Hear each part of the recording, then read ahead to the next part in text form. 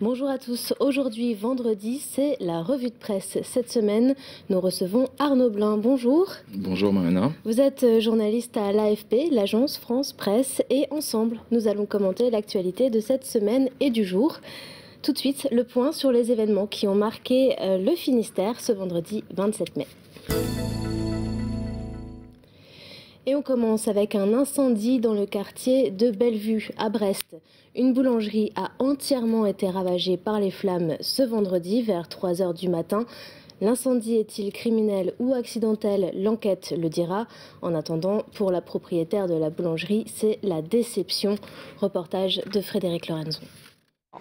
Il n'y a plus rien. Plus rien. 35 ans d'une vie dans sa boulangerie avec une clientèle qui est très attachante. Le choc pour Françoise, la boulangère du centre commercial Les Bahamas, dans le quartier de Bellevue à Brest. Vers 3 h du matin ce vendredi, un incendie a ravagé son magasin. Déjà victime de dégradation, la boulangère et son mari restent pourtant attachés à leur quartier. Je suis impliquée dans beaucoup de choses. Moi j'aime Bellevue, j'aime mon quartier, oui. Comme tout le monde. Voilà.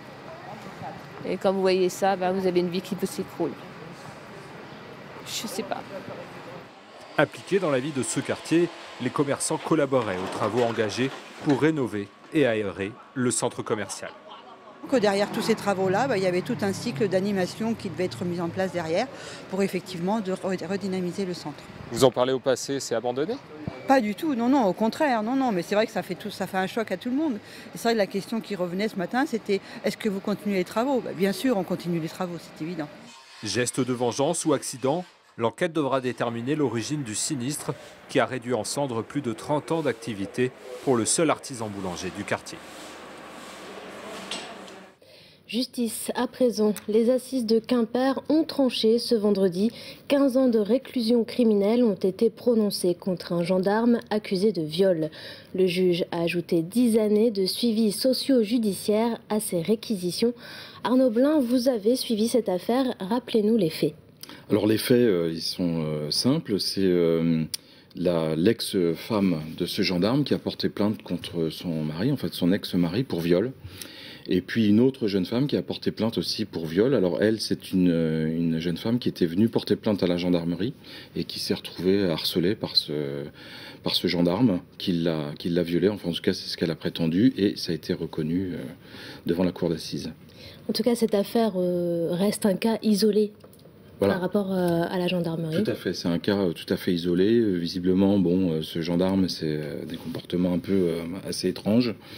Il est décrit comme quelqu'un d'assez violent, qui s'adonne à l'alcool, donc il y a des débordements dans son comportement, et notamment dans le cadre de ses fonctions, puisque en tant que gendarme, il a abusé de cette jeune femme qui était venue qui était venue en gendarmerie pour porter plainte pour une agression sexuelle.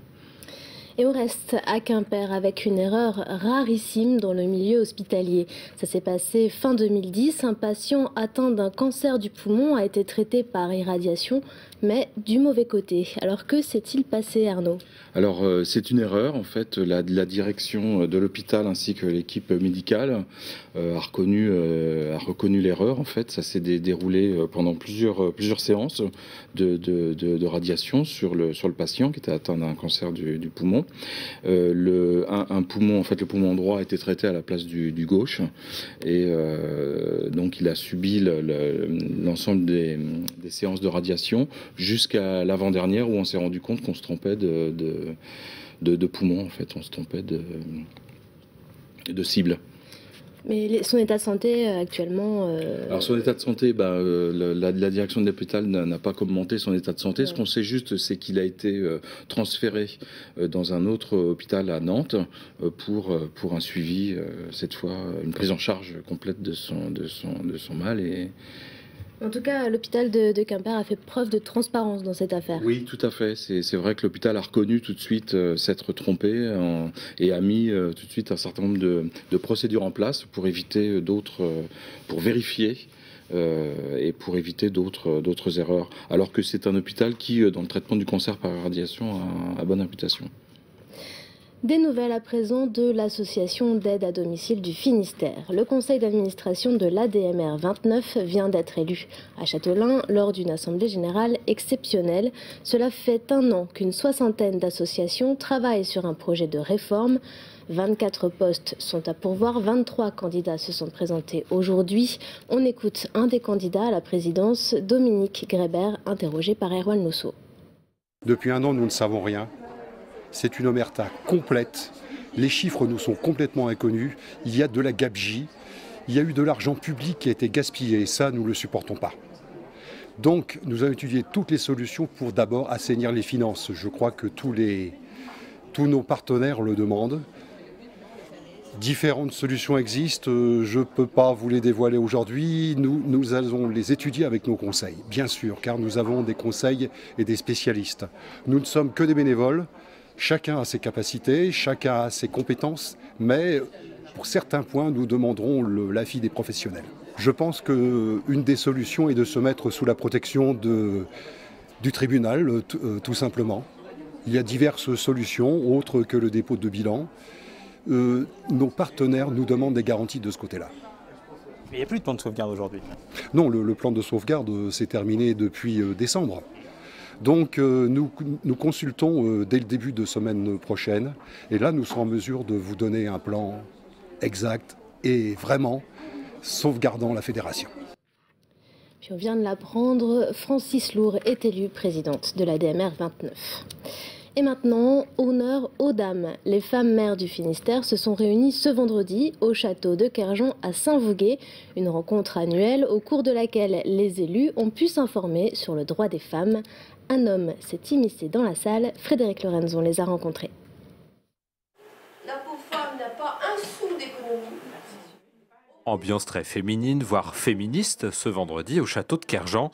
L'Association des maires du Finistère avait invité exclusivement des élus femmes, l'occasion de confronter leurs expériences avec les administrés. En la matière, les élus UE ont un avantage. C'est sans doute plus facile avec une femme, de femme à femme, mais d'homme à femme également. On voit des hommes venir nous voir avec leur famille, pour parler de leur famille, de leurs enfants et des difficultés qu'ils rencontrent quotidiennement. Reste que sur les 285 maires du département, on ne compte que 44 femmes. Les élus ne se découragent pourtant pas. Écoutez, quand j'ai été élue en 89, je crois que nous étions 14 ou 15 femmes. Je crois que c'était ça. Donc aujourd'hui 44, écoutez, c'est déjà pas mal. Je pense quand même que les femmes resteront encore peut-être éloignées de certaines coulisses du pouvoir, on va dire. Mais ça avance. Famille recomposée, violence, machisme, cette journée a été l'occasion pour les femmes élues d'échanger sur une société aux évolutions rapides et où l'élu est parfois comme un rempart. Arnaud, est-ce que vous suivez le foot ? Non. Ah, vous ne le suivez pas. Alors je vais vous l'apprendre. Ce week-end est décisif pour le Stade Brestois 29. Les Brestois jouent dimanche leur dernier match de la saison. À 21h, les Rouges et Blancs affrontent les Toulousains au Stade Francis Leblay. Pour être sûr de se maintenir en Ligue 1, les Brestois doivent faire un match nul ou encore mieux gagner.